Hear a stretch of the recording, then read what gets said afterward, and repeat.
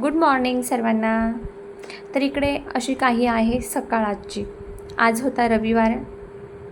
मोठे मोठे ढग आलेले होते आणि आता कुठेतरी वाटतं आहे की पावसाळा सुरू झाला आहे, कारण की दररोज पाऊस पडतो आहे आणि बऱ्यापैकी पाऊस पडतो आहे.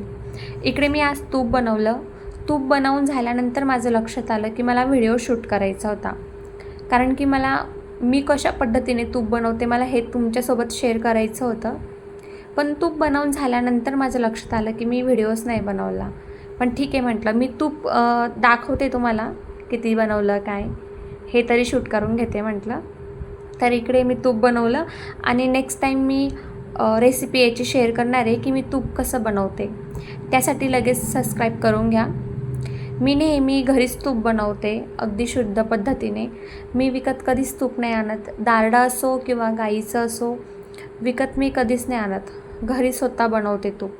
आणि मला म्हणजे ज्याही पदार्थामध्ये तूप वापरायचं आहे तिथे मी हेच तूप वापरते. तुम्ही पाहू शकता किती छान झालं आहे ना तूप तयार. मी बरेचसे व्हिडिओ बघितलेले आहे, त्याच्यामध्ये बऱ्याचशा महिलांना हळद टाकता रंग पिवळा येण्यासाठी. पण नाही, मी कधीच हळद नाही काही हे असं वापरणार नाही. हे म्हशीचंच तूप आहे, म्हशीच्या दुधापासून बनवलेलं, म्हणून याचा रंग थोडासा व्हाईट व्हाईट दिसतो आहे. कारण हळद टाकल्यानंतर ते उपवासाला तर नाही चालू शकणार ना. तर इकडे आज मला तुम्हाला दाखवायचं होतं की मी कशी पेंटिंग करते. तर कमेंट करून नक्की सांगा तुम्हाला ही पेंटिंग कशी वाटते. मी स्वतः केलेली आहे. जेव्हाही मला म्हणजे माझे सगळे कामं आवरलेले असेल आणि तेव्हा मला वाटलं की आज काहीतरी नवीन करायला पाहिजे, तेव्हा मी पेंटिंग किंवा नवीन रेसिपी बनवत असते. इकडे हे तुम्ही बघू शकता की मी नवीनच घेतलं होतं आणि ते दुसऱ्या तिसऱ्या दिवशीच लगे असं फुटून गेलं. आता म्हटलं याचा काहीतरी उपयोग झालाच पाहिजे आणि वेस्ट कसं काय जाऊ द्यायचं.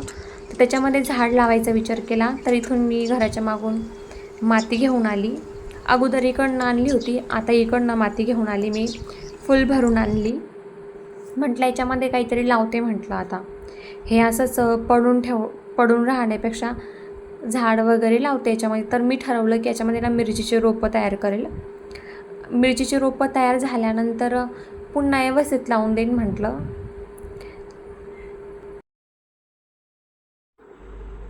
मस्त पानं फुटायला लागले. आता ह्या ज्या काड्या लावल्या होत्या मी त्यांना, इकडे गणेशवेल पण मस्त उगला आहेत आणि झेंडूचं रोप तर एकच होतं. पाणी टाकायचं तर काही कामच नाही, कारण की रोजचा पाऊस पडतोय भरपूर. हे पण मस्त पसरलेलं आहे आणि छान पण दिसतंय. हे अजून भरपूर हिरवं हिरवं होणार त्याचं. याच्यामध्ये पण मी एक ते लावलेलं होतं, ते पण असं मस्त टोपलीच्या खाली येतं आहे. छान वाटतं आहे. किती छान दिसतं आहे ना. मी ते ज्या टोपल्यावरती अटकवलेल्या आहे त्या लांबून आणि किंवा खाली उभं राहून पण खूप छान दिसतं.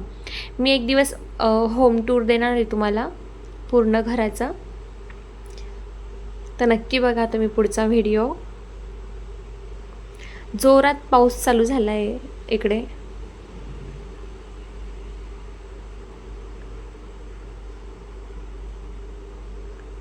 पुढचं वातावरण आणि पुढचं असं आहे आमचं वालं, म्हणजे घराच्या समोरची बाजू. इकडे मिरचीची रोपं मला आता म्हणजे बी लावायचंच होतं, पण जोरात पाऊस सुरू झाला त्याच्यामुळे मी म्हटलं आता उद्या लावेल किंवा पाऊस बंद झाल्यावरच लावेल. आणि इकडे मागच्या साईडला पाऊस भरपूर जोरात आहे, पण कॅमेऱ्यामध्ये एवढं काही दिसून नाही येते. इकडे फायनली पाऊस बंद झाला आणि आता मी मस्त मिरचीचे जे बी आहे ना ते टाकून घेते. वाळेल मिरच्या होत्या, मिरच्या पण थोड्याशा पावसाच्या वातावरणामुळे अशा वातड झालेल्या आहे.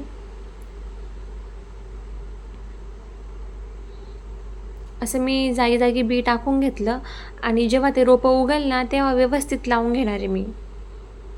कारण थोडंसं रोप मोठं झाल्यानंतर आपल्याला पुन्हा ते उपटून आणि पुन्हा लावाच लागतं.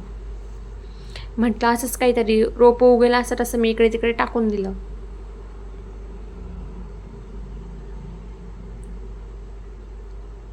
इकडे आमच्या मॅडमनी काल एकादशी होती, काल तर तिने काही असं घातलं नाही, कारण तिला अजिबात नाही आवडत हे घातलेलं. म्हणून आज तिचा नटाफटा करून दिला, कारण की थोडंसं फोटोशूट पण करायचं होतं. भरपूर लाडीगुडी लावली आणि तेव्हा मी ही साडी घातली तिला. नाहीतर तिला फ्रॉक हे कपडे असे अजिबात नको, फक्त टी शर्ट आणि पॅन्ट पाहिजे. तुमच्या पण मुलांच्या सोबत असं होत असेल बहुतेक.